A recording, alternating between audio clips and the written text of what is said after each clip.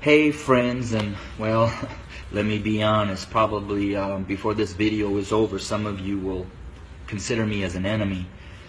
But I wanted to share a couple minutes about my thoughts, not only on the tragedies that we have been experiencing over these past months, and especially these last couple of days with the shootings of our black men, but what I'm coming to learn over my 23-year journey of being a white man, living and ministering amongst my black family here in several inner cities of Chicago. And I'm going to speak very black and white because, let's be honest, it's a black and white issue. I want to take you to the book of Exodus, chapter 1, and I wanted to share a little bit of what took place prior to the rise of Moses. When I read that, it talked about that the Pharaoh became concerned and very fearful that the Hebrew slaves were growing in number and in power. So in order to maintain their oppression, he put upon them great labor. He put upon the Hebrew slaves cruelty to keep them down. However, they still grew. And so he brought together some midwives, and he instructed them that when a Hebrew boy was born, kill him. Well, these midwives did not follow, and the Hebrew slaves continued to grow.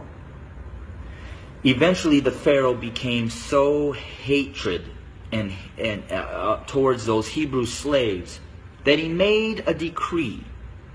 He put out an order that male baby boy Hebrew slaves were to be killed by casting them into the Nile River.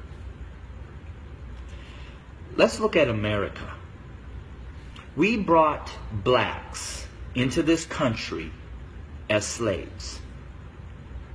We never intended them to be anything other than a slave. But they began to grow in number and in power, and eventually they fought their way to some freedom. So we became even more cruel. And to keep our black Americans down, we lynched. But yet they rose.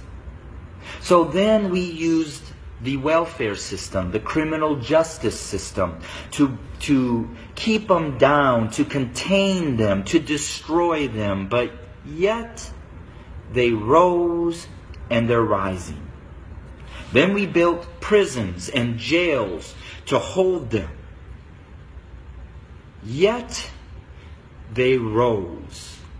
And so now we are doing exactly what the Pharaoh did at the end, sending out a decree: kill them.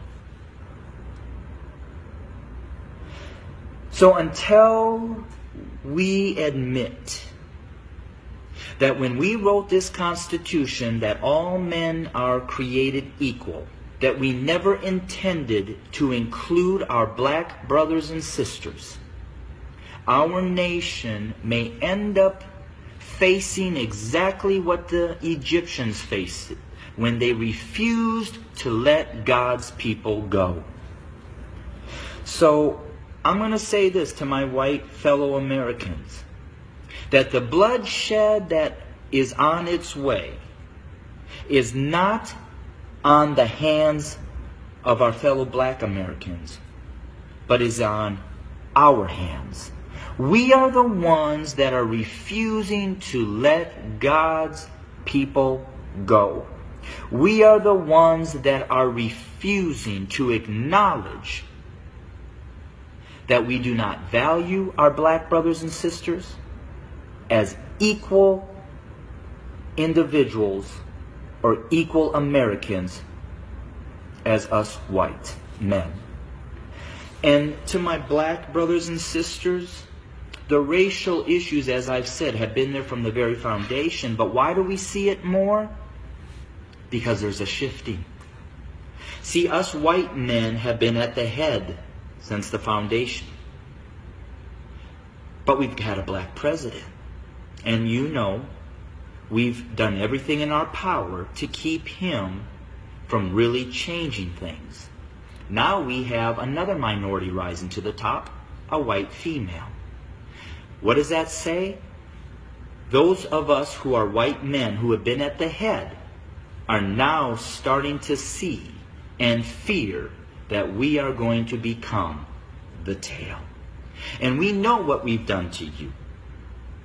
And so now we're fearful that you're going to do to us what we have done to you. But I will say this.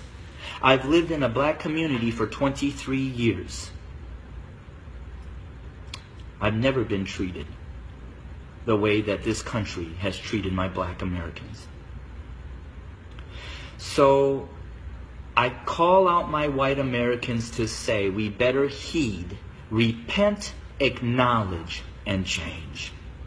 Because if we don't, I just want to again say this. The bloodshed that we will experience is on our hands, not the hands of our fellow black Americans. I welcome your comments. I welcome your feedback. Hit me up on Facebook or go to my webpage at www.studio2911.org. Again, that's studio2911.org. I don't necessarily know the answer, except for us white Americans need to repent, acknowledge the lies that we have taught, acknowledge our value system of equality. It is not here, and it does not include our black brothers and sisters. And we need to change, and we need to change now.